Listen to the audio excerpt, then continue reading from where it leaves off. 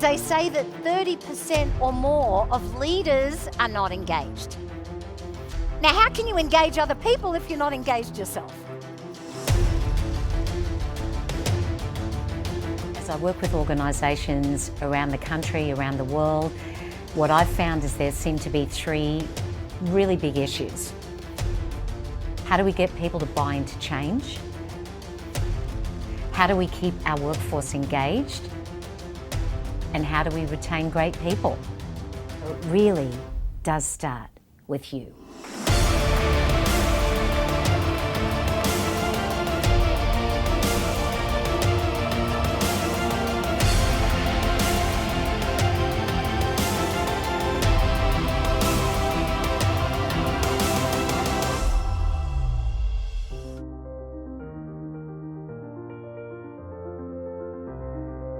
If you've got a leader that people trust and you are that leader who people want to follow and they buy into what you're saying, it's because you've mastered the ability to really connect with them.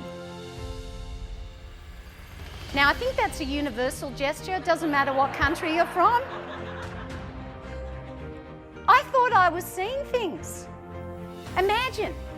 Now, what would you do if you were me? Everybody see that? Give him a hand. That's beautiful. I love it. What's your name? George, if only I'd known you then.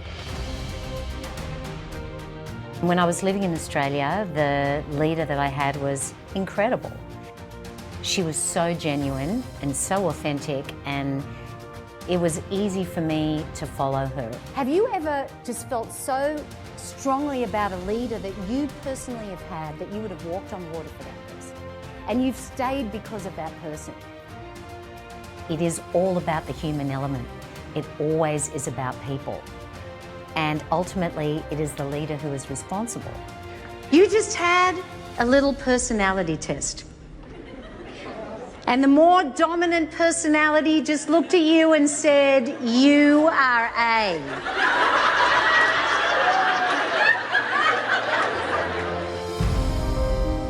There's such a focus on engaging the workforce.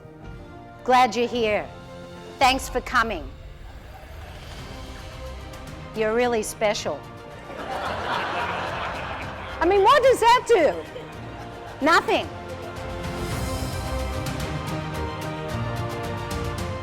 What is it that makes people want to stay? People want to be valued. People want to be heard. People want to be appreciated. People want to be understood. Are you that kind of leader? It was a great way to start our conference. It was so inspiring. It was excellent and just what we needed. The companies that I've worked with, they really understand what this workforce wants and needs to be successful. Complacency is the enemy of success. It's very easy to say, you know what, we're doing well, but we also need to be aware of what happens when we stay in the status quo. Change isn't logical. Change is emotional. It's one thing to have the words, but we need to back it up with action. So when a leader and an organisation focuses on what's within their control, that makes you unstoppable.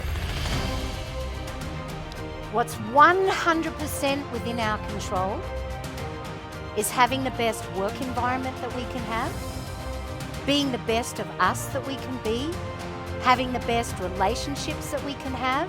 All of that is 100% within our control. That's the most exciting part.